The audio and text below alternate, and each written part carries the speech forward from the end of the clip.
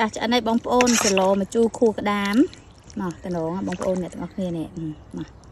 lê trong bột cặp bực tịch tịch á ta lụa tụi ngọc này mừng ngọc vì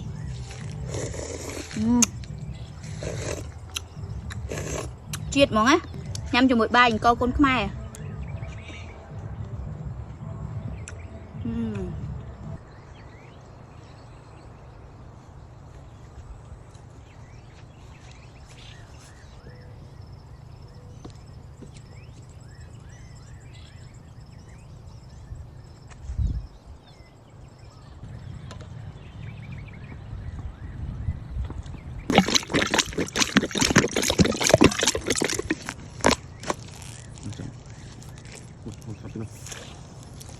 Đi bằng hàng.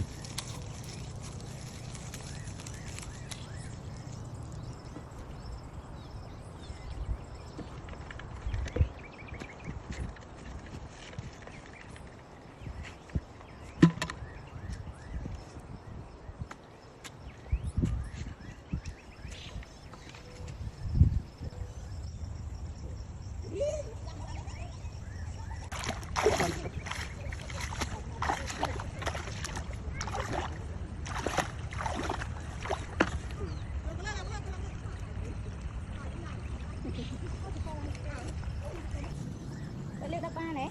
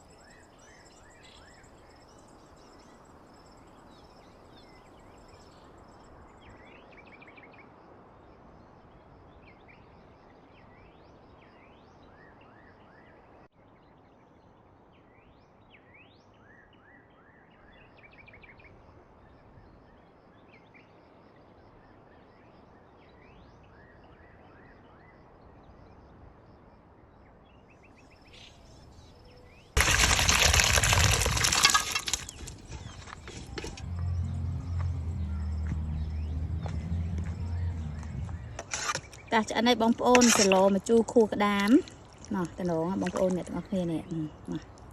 lê trong bột cặp bực tịch tịch á ta lụa tụi ngọc này mừng ngọc vì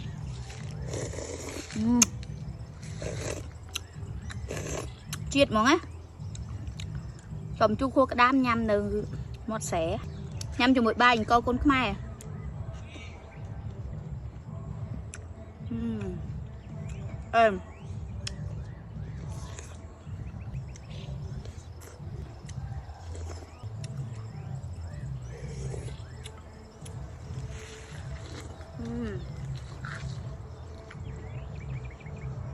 Triệt là hai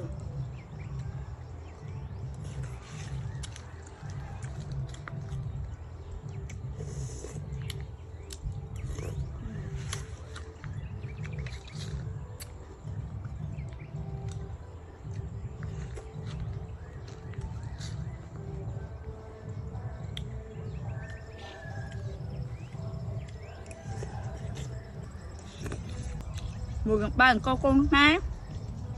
chết là hai